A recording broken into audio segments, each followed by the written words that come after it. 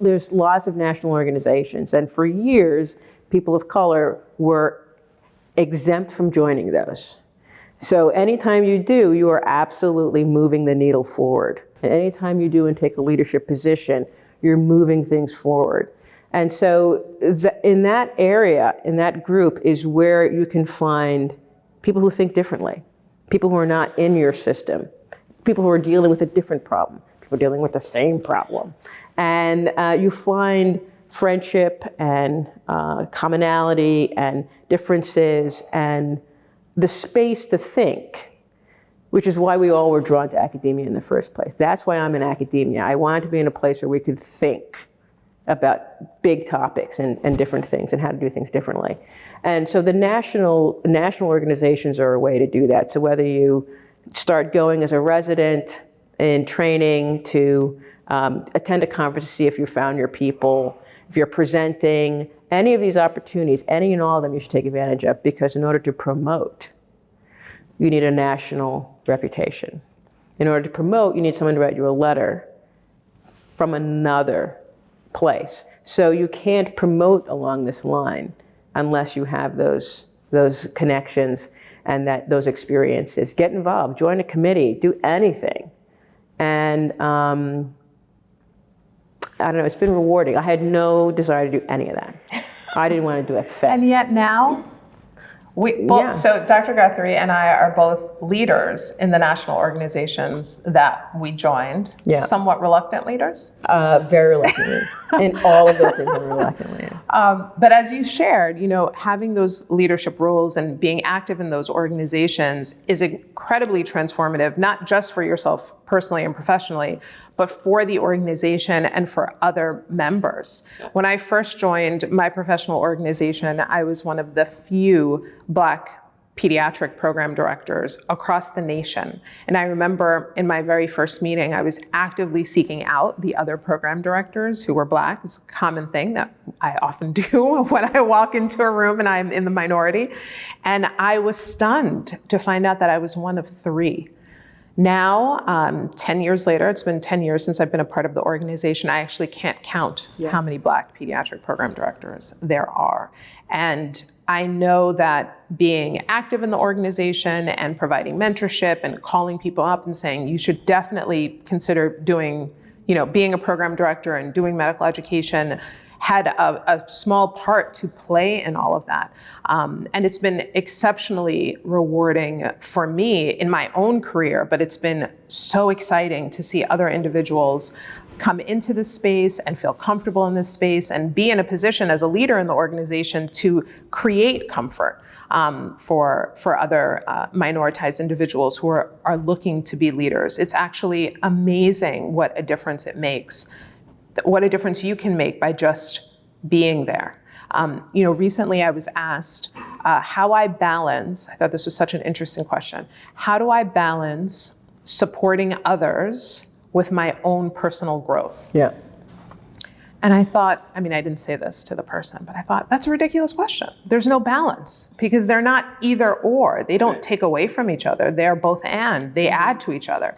When I have an opportunity to help somebody else, it only expands my personal growth. And when I'm able to do things that help me grow, I do it in a way that my experiences can help others. So I try my best to be transparent about my mistakes and my errors and my, challenges and the obstacles, because I'm hopeful that my story will resonate with someone else. And when I'm trying to help someone else, I always feel great about that. When I'm connecting them to a mentor, when I'm putting them on a research project, when I get to work with them as a senior author on a paper that they're putting together, it's makes me personally feel wonderful, but it's also enhancing my career. So there really is no either or.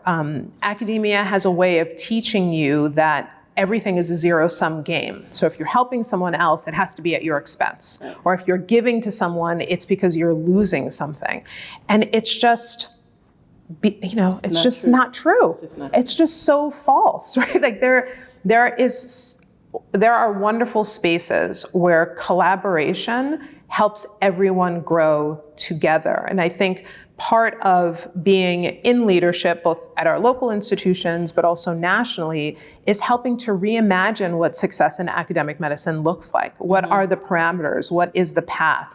And really to get rid of this false narrative of zero sum or you or me, and really focus on collaborative efforts and show every day in the work that we do how you can be successful while making others successful. So I think one of the things, sort of like you're talking about with people saying, I want to work for my community, I want to give back, that there is this incredible gift that we feel very obligated to repay, that someone has come before us to allow this to happen, for us. The fact that we can sit here and speak so openly about this, the fact that we are here, the fact that we have these titles, somebody else went through a lot of suffering to allow us to be in this place. We feel very responsible to that history. And I think one of the things that people of color and women, a lot of other marginalized groups feel is it's not about me. Promotion seems to be all about you. And so people shy away from promotion.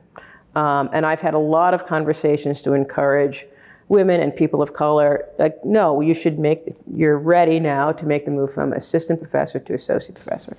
And no, I can't possibly do that. Well, why not? Well, I'm busy, I don't have a lot of, I'm not deserving of that. Well, I've looked at your CV and you've been deserving for a while. Like, you're late to the game to just, basically when you're getting promoted, it's not like you're going to do more work, it's a reward for doing the work you've already done. I think people see it as something else. And one of the ways that I think it's really important for people to recognize is that, because I also am speaking myself, I didn't want to promote at all. I was waiting for you to say I would still be an assistant professor, that. Which I think was absolutely fine. I had no problem with Multiple conversations. But I went through the process, which is not onerous. People think it's very onerous. It's not onerous.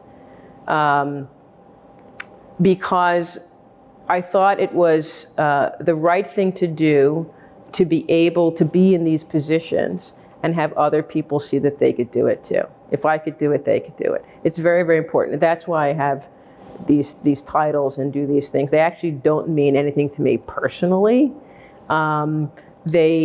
They really are a manifestation of the system that I'm in recognizes these titles as important.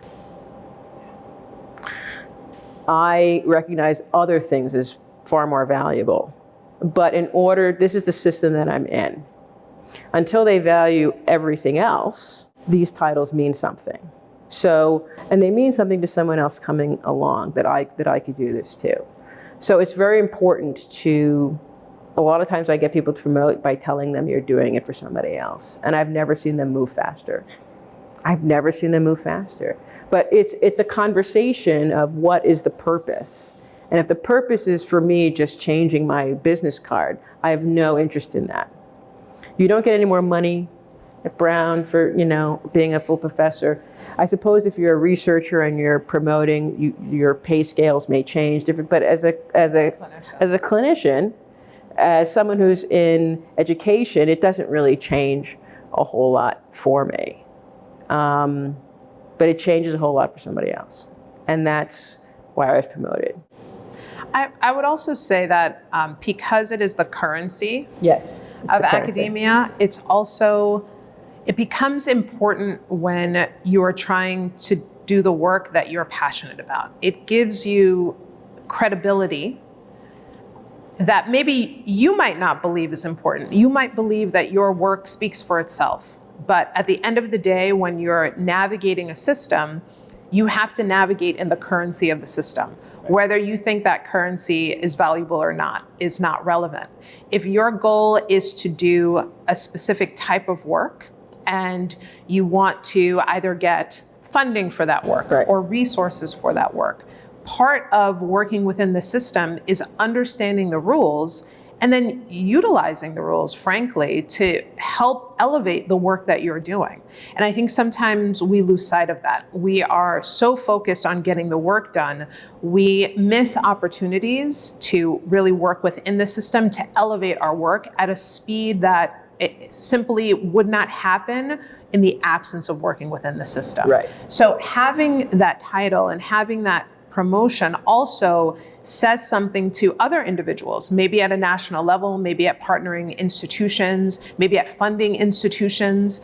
It's going to tell them something about the rigor of your work. And so why not do it? As Dr. Guthrie just said, it's really not onerous. It's really a recognition for the work that you've already done. And if it puts you in a sphere or in a place where you can advocate for others, where you can advocate for programs that you're passionate about, then by all means, jump right in. This is the system that we're working within. And so being smart about the parts of the system that you want to engage with, I think is really critically important. You know, as you promote, you're in different rooms.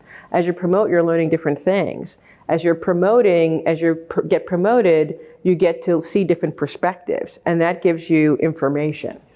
And information is a currency.